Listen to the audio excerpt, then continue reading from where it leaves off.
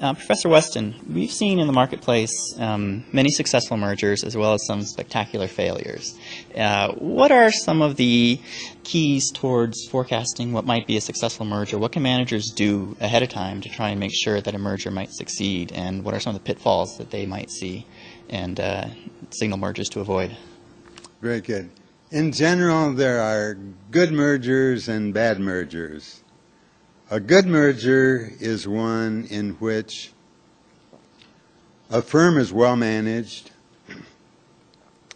It has in place some strong core capabilities, and it uses mergers to round these out, to extend technological capability, to extend markets, to extend products, but all related and all extending where they're already strong, things that they're good at.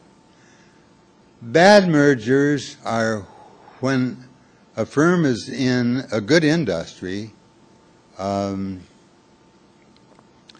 isn't doing well and looks to other industries then and says, hey, the grass is greener in this different industry.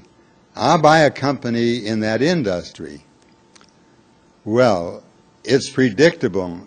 If they couldn't manage in the industry in which they had experience and initially had the right capabilities, going to a new industry that they really don't know and doesn't enhance what they're already doing, you can be pretty sure that that's going to be a failure. In the 60s and the 70s, we saw a lot of conglomerate mergers, and those are much less common nowadays. Is a company like General Electric, who diversifies horizontally outside their core area expertise, is that really a rarity? It is really. You can't generalize from the GE example. On the other hand, GE shows what you can do, even though they started with being in diverse activities. But what GE was really very, very good at was developing managers. They spent a lot of time developing good managers, and one of the things that Welch did was they evaluated managers every year, and they'd put them into three groups. Group A, top 20%, real comers. 70%, they probably would never have a chance at becoming an area chair or chief executive officer, but the business runs on that. The bottom 20% just aren't going to make it at GE and leave the company within here. That was backed up by quite a bit of management training. And the third thing that really made it work was Welch interacted. He had group meetings with his top managers, and they did tough hand wrestling on the key issues facing the area of that manager, so that from the give and take, it was clear to everybody whether the manager knew what he was doing or not.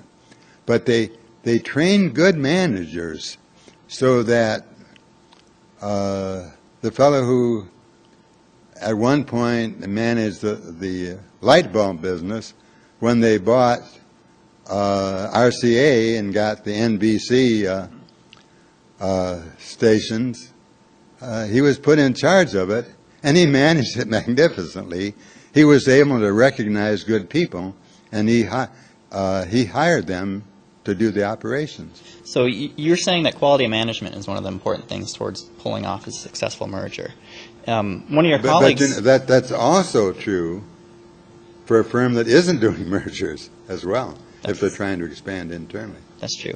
One of your colleagues here at UCLA, Professor Richard Roll, has put forth the hubris hypothesis for takeovers, which faults poor management for bad mergers. He seems to think managers are overconfident and overestimate their abilities to extract values from mergers. Do you see that in the marketplace? Professor Roll and I have had long discussions on that. The hubris theory is really the winner's curse theory. Right. And hubris is one of the reasons that firms overbid. In general, the winner's curse theory is the most optimistic estimator wins the bid, and he pays too much. You see some of that, but if you go back to the earlier data, on balance, mergers add value.